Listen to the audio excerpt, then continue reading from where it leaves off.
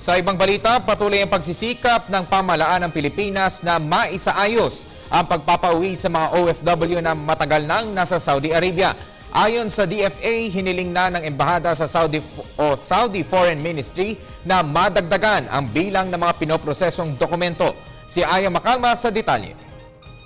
Minamadali na ng Department of Foreign Affairs ang pagsasaayos ng repatriation ng mga overstaying Filipino workers sa Saudi Arabia. Mahigit 3,000 Pilipino ang naka-line up ngayon sa embahada upang ayusin ang kanilang legal documents. Hinihintay na lang matapos ang pagproseso nito at pag-aproba ng Immigration Office ng Saudi.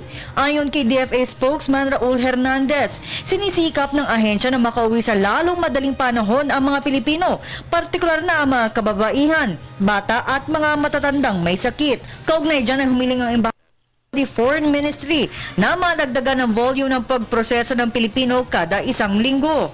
We are hoping that the whole process will be expedited. Yeah. And hopefully we would have more repatriation in the coming days. But I could not say if every week there would be a repatriation. Sa Riyadh, aabot sa 3,390 Pilipino ang pinoproseso na ng embahada.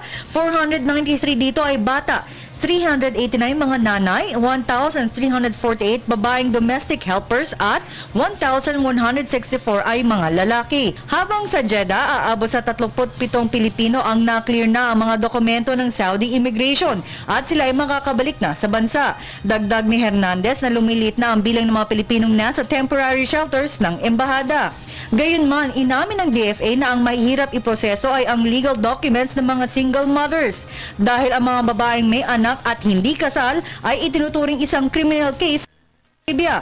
Pero isusumite ng embahada ang mga pangalan ng mga single mothers upang ikonsidera sila ma-repatriate. Apart from the usual clearance procedures, married mothers with no documents will also be required to present evidence to prove their children's filiation.